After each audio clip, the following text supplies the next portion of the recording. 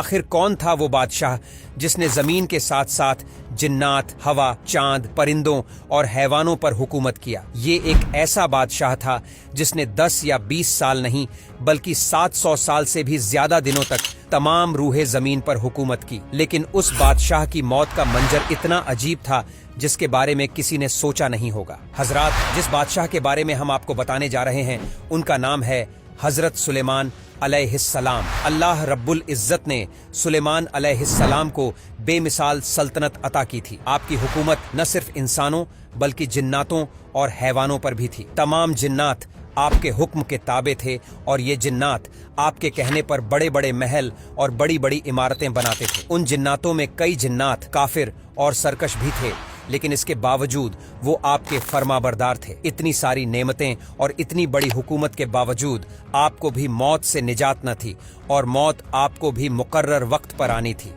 मुल्क शाम में जिस जगह हजरत मूसा अलैहिस्सलाम ने अपना खेमा गाड़ा था, ठीक उसी जगह हजरत सुलेमान के वालिद हजरत दाऊद अलैहिस्सलाम ने इबादत के लिए अजीम बैतुल मुक़द्दस की बुनियाद रखी। मगर बैतुल मुक़द्दस पूरी बनने से पहले ही हजरत दाऊद अलैहिस्सलाम की वफात हो गई और आपने अपने बेटे हजरत सुलेमान अलैहिस्सलाम को इस मुक़द्दस इमारत को मुकम्मल करने की वसीयत फरमाई। लिहाजा सभी जिन्नात आपके ताबे थे, तो आपने उन सभी को इस मस्जिद की तामीर करने के लिए लगा दिया। इस मस्जिद की तामीर के लिए यह जिन्नात दूर दराज के इलाकों से बड़ी बड़ी चट्टानें उठाकर लाते थे और मस्जिद के सुतून की बुनियाद रखा करते थे। उन बड़ी बड़ी चट्टानों को आज भी मस्जिद अक्सा के अंदरूनी हिस्सों में देखा जा सकता है। हजरत सुलेमान के खौफ से ये जिन्नात काम किया करते थे। लिहाजा कुछ समय बाद हजरत सुलेमान अलैहिस्सलाम की वफात का वक्त भी नजदीक आ गया, लेकिन बैतुल मुक़द्दस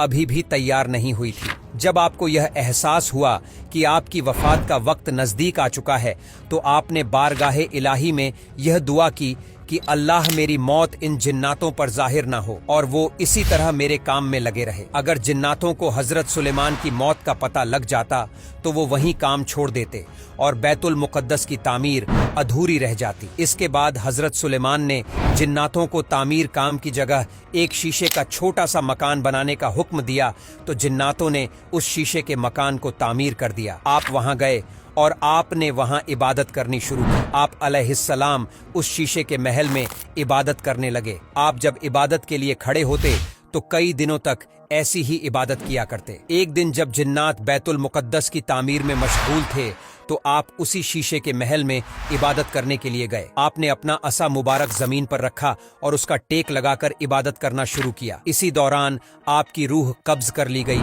और आपकी वफात हो गई। रूह कब्ज होने के बाद भी आप अपने असा के सहारे खड़े रहे और जिन्नात यह समझते रहे कि आप इबादत में मशगूल हैं और वो आपको जिंदा समझकर अपने काम को अंजाम देते रहे। आप ऐसे ही असा के सहारे से कई अरसे तक खड़े रहे। कुछ रिवायतों में आता है कि आप इस असा के सहारे 1 या 2 महीने तक खड़े रहे। वही कुछ रिवायतों में कहा गया है कि आप 1 साल तक अपने असा के सहारे खड़े रहे थे। जिन्नात यह समझते रहे कि आप इबादत करने में लगे हैं और इसी तरह वो अपने काम को अंजाम देते रहे। जिन्नातों को ये बात पता थी कि आप इबादत के लिए कई दिनों या कई महीनों तक खड़ा रहा करते थे, इसलिए वो यही समझते रहे कि आप इबादत में मशगूल हैं और अल्लाह ने इस चीज़ को हराम कर दिया है कि ज़मीन की मिट्टी किसी अंबिया के जिस्म को खाए, यानी किसी भी नबी के जिस्म मुबारक को जमीन की मिट्टी नहीं खा सकती और न ही नबियों का जिस्म आम इंसानों की तरह खराब हो सकता है। इसी वजह से वफात के इतने दिनों तक भी हजरत सुलेमान अलैहिस्सलाम का जिस्म मुबारक सही सलामत रहा। फिर आपके असा मुबारक को दीमक ने खाना शुरू कर दिया, जिस कारण आपकी असा मुबारक टूट गई और आपका जिस्म मुबारक जमीन पर आ गया। तब जाकर जिन्नातों और इंसानों को इस बात का एहसास हुआ कि आपकी वफात हो चुकी है, लेकिन तब तक जिन्नातों ने बैतुल मुक़द्दस को पूरी तरह तामीर कर लिया था और इस तरह सुलेमान अलैहिस्सलाम का यह मौत का अजीब मंजर देखकर आज तक लोग हैरान हैं।